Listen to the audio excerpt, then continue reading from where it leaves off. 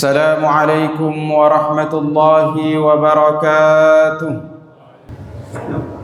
إن الحمد لله نحمده تعالى ونستعينه ونستغفره ونستهديه ونعوذ بالله من شرور أنفسنا ومن سيئات أعمالنا. من يهده الله فلا مضل له ومن يضلل فلا هادي له. وأشهد أن لا إله إلا الله وحده لا شريك له، وأشهد أن محمدا عبده ورسوله صلى الله عليه وعلى آله وصحبه أجمعين. يا أيها الذين آمنوا اتقوا الله حق تقاته ولا تموتن إلا وأنتم مسلمون. يا أيها الناس اتقوا ربكم الذي خلقكم من نفس واحدة وخلق منها زوجها وبث منهما رجالا كثيرا ونساء واتقوا الله الذي تساءلون به والأرحام إن الله كان عليكم رقيبا. يا أيها الذين آمنوا اتقوا الله وقولوا قولا سديدا يصلح لكم أعمالكم ويغفر لكم ذنوبكم ومن يطع الله ورسوله فقد فاز فوزا عظيما. أما بعد فيا عباد الله، أوصيكم ونفسي الخاطئة بتقوى الله تبارك وتعالى، فمن اتقاه وقاه وجعل له من كل هم فرجا ومن kulli dhiqin makhraja. Jamaah Jumat yang dirahmati Allah Subhanahu wa taala, hendaklah kita selalu memperhatikan ketakwaan kita kepada Allah Subhanahu wa taala, karena takwa adalah bekal kita meniti kehidupan dunia ini dan bekal perjalanan kita menuju akhirat nanti. Jamaah yang dirahmati Allah, Allah Subhanahu wa taala atas kelembutannya selalu mempergilirkan musim-musim kebaikan kepada kita. Di hari-hari kita, di bulan-bulan kita, bahkan tahun-tahun yang kita lalui, selalu Allah selipkan musim-musim kebaikan itu. Bukan tanpa alasan, tapi untuk kita berhenti sejenak merenungi apa alasan di sebalik kehadiran kita di muka bumi ini.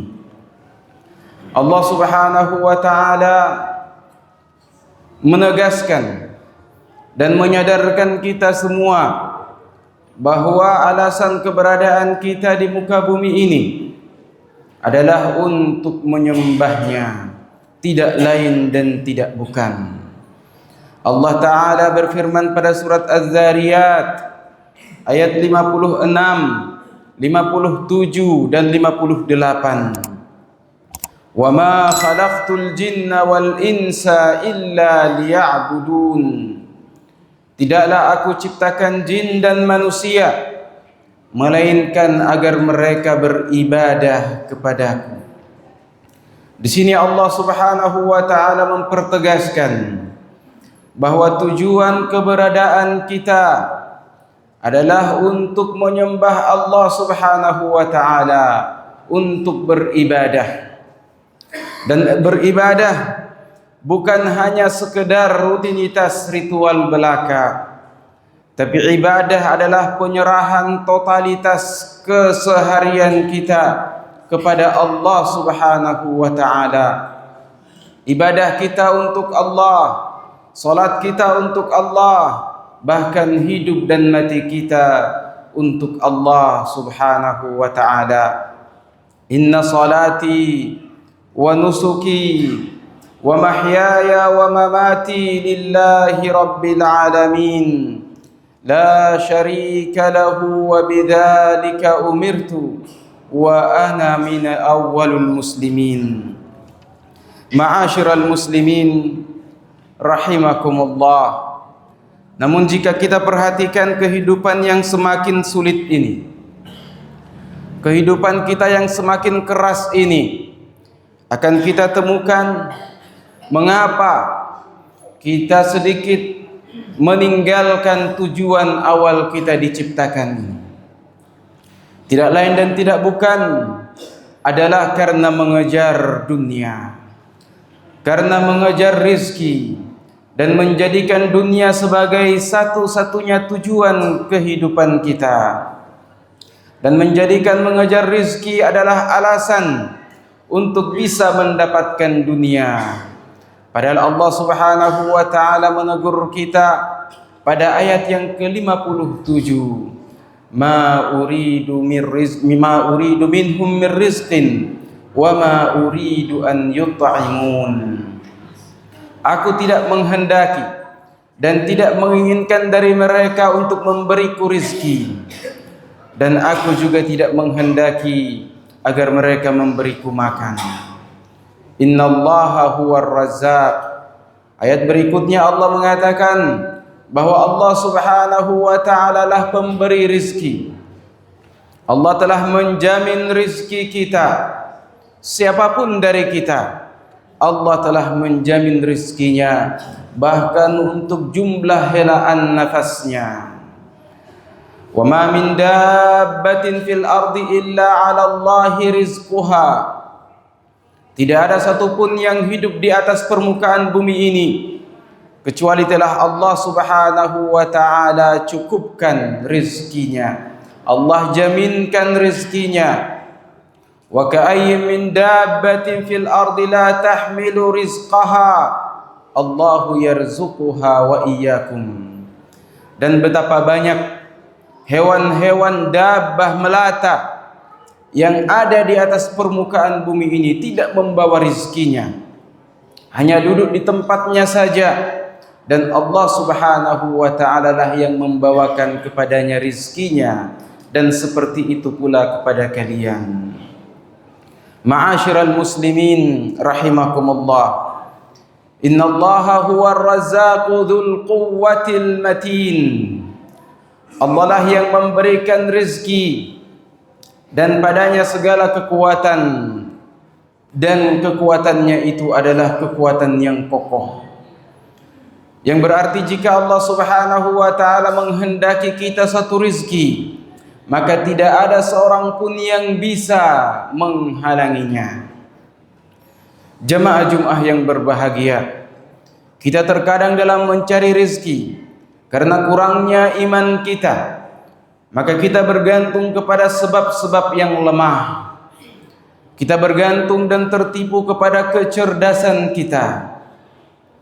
Kita bergantung kepada bos kita, kepada perusahaan kita, bahkan kepada masa muda kita.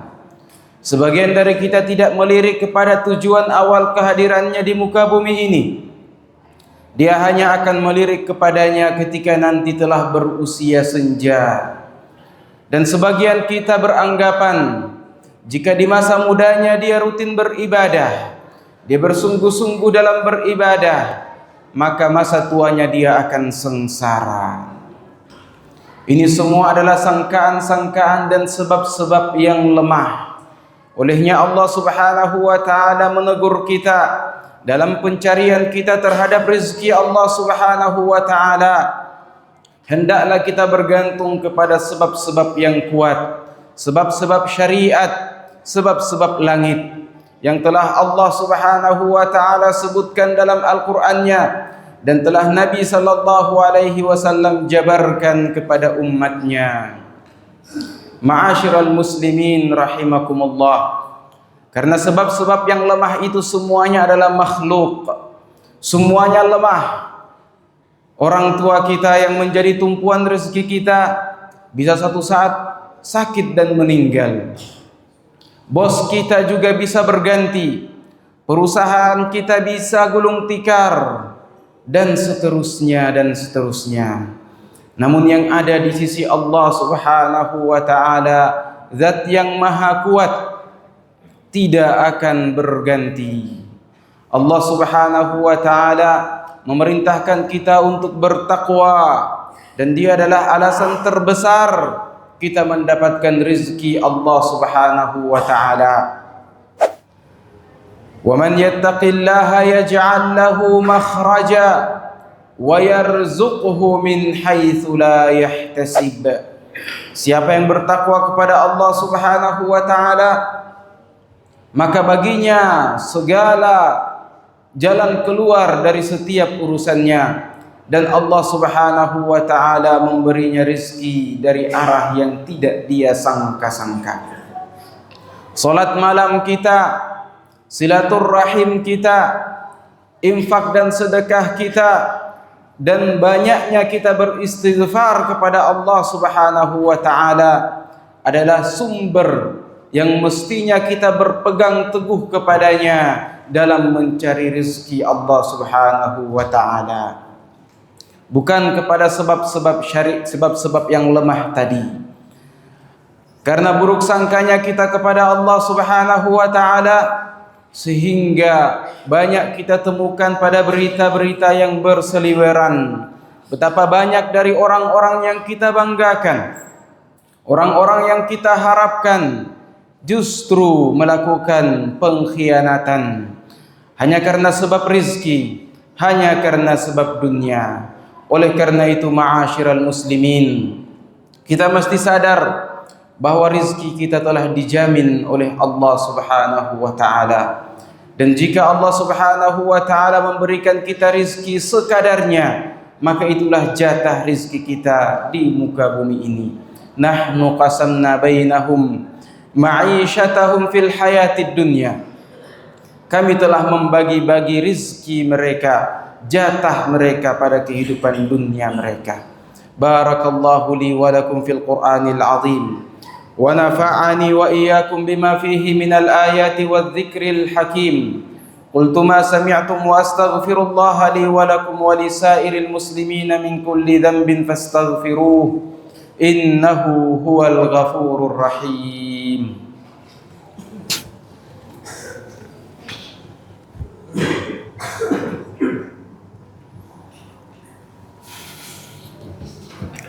Alhamdulillahi ala ihsanih, wa syukru lahu ala taufiqihi wa amtinanih, wa ashhadu an la ilaha illallah ta'ziman li syanih, wa ashhadu anna sayyidana wa habibana wa syafi'ana wa qurrata a'yunina Muhammad ibn Abdullah ad-da'i ila ridwanih, wa salawatu rabbi wa salamuhu alaihi wa ala alihi wa ashabihi wa ikhwanihi, thumma amma ba'd.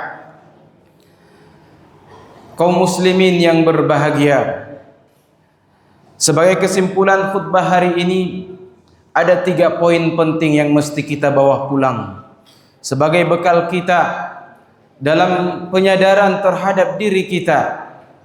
Yang pertama, kita mesti meluruskan niat bahwa keberadaan kita di muka bumi ini tidak lain dan tidak bukan